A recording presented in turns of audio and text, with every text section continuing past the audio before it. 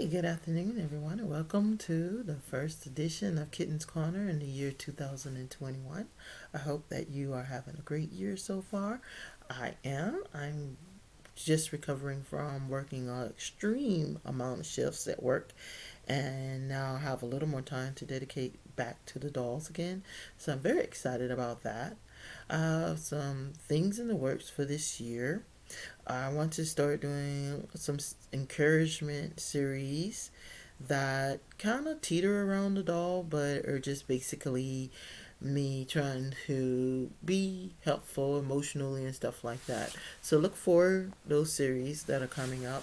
I'm also trying to do a series on kind of a playtime thing. I have to get permission from my daughter first.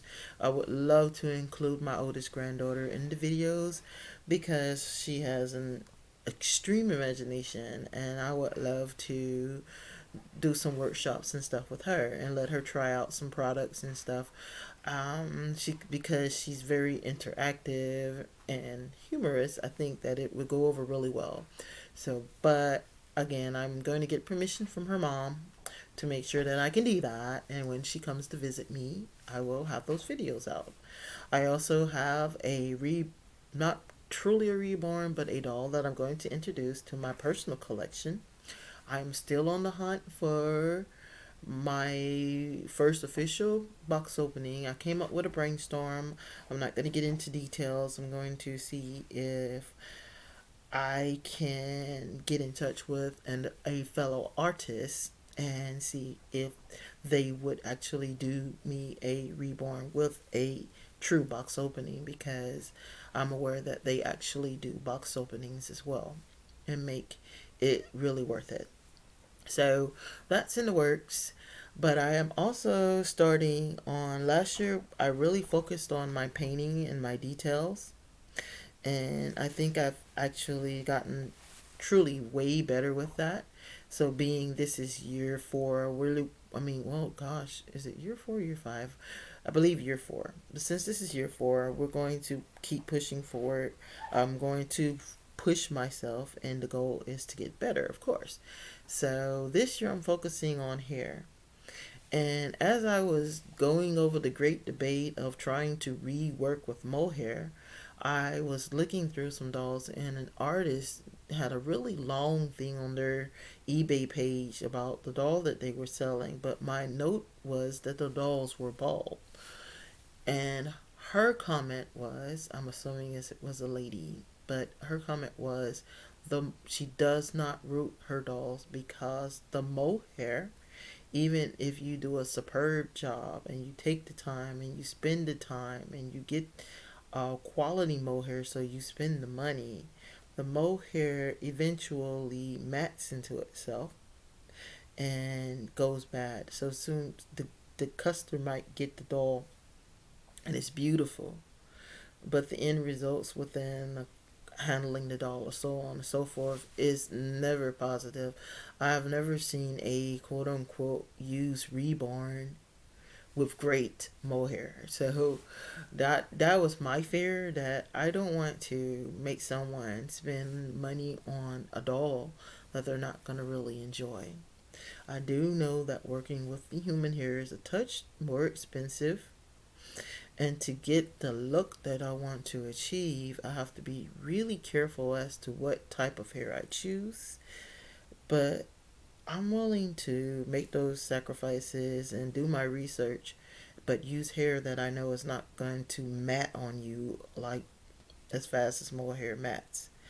Um, just a little backstory on mohair. Mohair is actually used to make sweaters, and it is used in a art form where you actually press the needle, and forgive me for not remembering it off the top of my head, but they take the needles and they push the mohair into itself, and the purpose is to literally mat it. So it makes little objects and little animals, and they're adorable. I don't have the patience for it because I feel like I'm totally not coordinated enough to do that. So, but my point is, you're actually rooting the doll hair with the same technique that they're using to actually purposely mat the mohair. So if you're not careful, you're actually matting your own mohair. So that's my conclusion. So I feel like I'm making a just choice of not actually trying to work with it again because my past experience with it was not good. So for those reasons, we're going to continue to use human hair.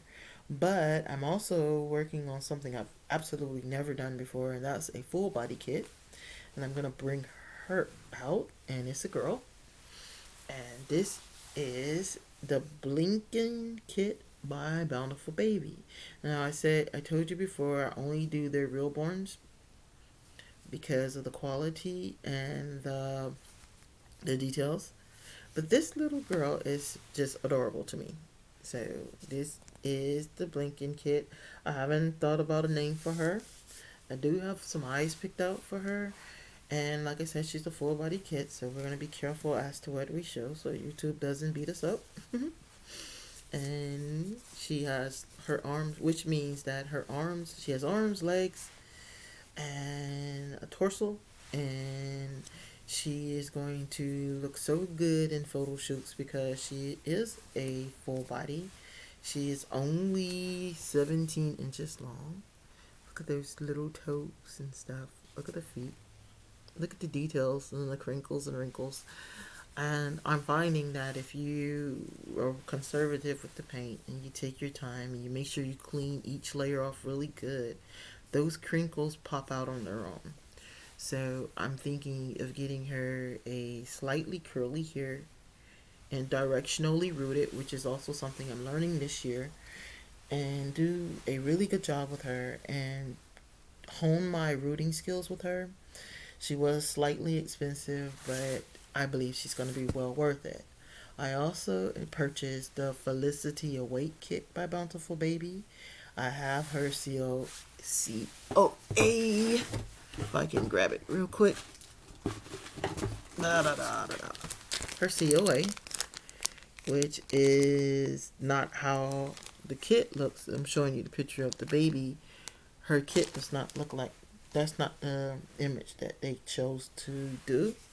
This is the image that they chose to do. And she's absolutely adorable. Now, the reason I chose that image, I'm going to show you her feet while I explain. Look at those toes. Those are adorable. She's also going to be around 18 inches with the right size body. So she's going to be a little preemie too. I have a picture of my granddaughter that actually is exactly the same as this little kid. So my goal is to recapture that moment because it's absolutely adorable, and I'm hoping to get both of these kits started and worked on and finished before February rolls in, so I can have them on eBay.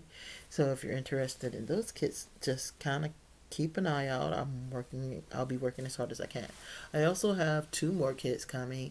I'm gonna do babies kind of strictly for now because I'm actually trying to learn how to root moreover than like larger kids. I do have larger toddlers on eBay right now, but my focus now is going to be working on my hair game. And I do see somebody made a statement that the vinyl is kind of harder at Bountiful Baby now, and I'm kind of forced to agree with them. So I'm going to have to get some more needles and stuff like that. But that comes with this line of work. And the process I was talking about is called felting. It just hit me. It's called felting, and you literally punch out little animals and stuff. And if you have that kind of patience and skill, kudos to you. I don't. It kind of to me seems like a tedious task to do. Okay, so guys, that was my first video. When the other two dolls come in, I will definitely get another video in. Hopefully, my goal is to start again trying to at least do a weekly video to catch you guys up on what's going on in my life and what's going on in the reborning world. I'm also excited because they sent me a calendar, so I actually have the date for the Rose Show. Just a little plug for them. I would absolutely love to go to it. It's in July, so I have no excuse of not saying I don't know what time. Apparently, it's not canceled because it's on the calendar. So hopefully, mask in hand, I can actually attend. I don't know about being a vendor. I would have to look up that information. And pretty sure you have to have more than one or two dolls available if you are a vendor. And I know right now, even if I had all the dolls that I have available, I would only have about six or seven, and even that's including getting the new kits done. So I'm probably not going to aim to be a vendor, but I will look into it and see how much they do want you to have available for sale.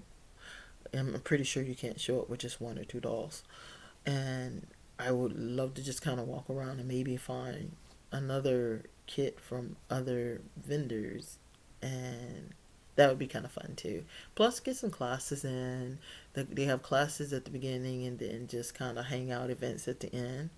So, if you're going to be into any line of work, anything, you should be actively involved. And I think going to the Rose Show would be me being actively involved in my craft, in investing in some classes professionally done, so that when I say I am a reborn artist, I can say, hey, because I've been to classes, I've been certified by people who this is their livelihood, this they know what they're doing. For me, of course, I always admit that right now it's more of a pastime. I am trying to make it a career thing, but for me it's more of a pastime. So when my dolls don't come out 100%, I don't beat myself up because I know that I am an upstarting artist. But um, you get better as you grow. I've seen some of my original works and I cringe like that just wasn't good. But now I look back at work and I go, yeah, I really nailed that. So, and I want all my dolls. My goal last year was that every single doll was me going, yeah, I nailed that. So I want the same thing to reaction with their hair. So that's the goal. And I hope that you, like I said, I hope you're having a great year so far and that everything goes your way. And I look forward to doing the motivational videos with you. I look forward to doing the educational videos with you. We're going to learn together on this full body and hopefully make it happen. But yeah, I'm really excited. Again, I'm really excited about her. I think she's going to really, it's gonna force me to, I'm gonna have to take her back apart. I put her together for the video, but I'm gonna take her back apart and then same concept.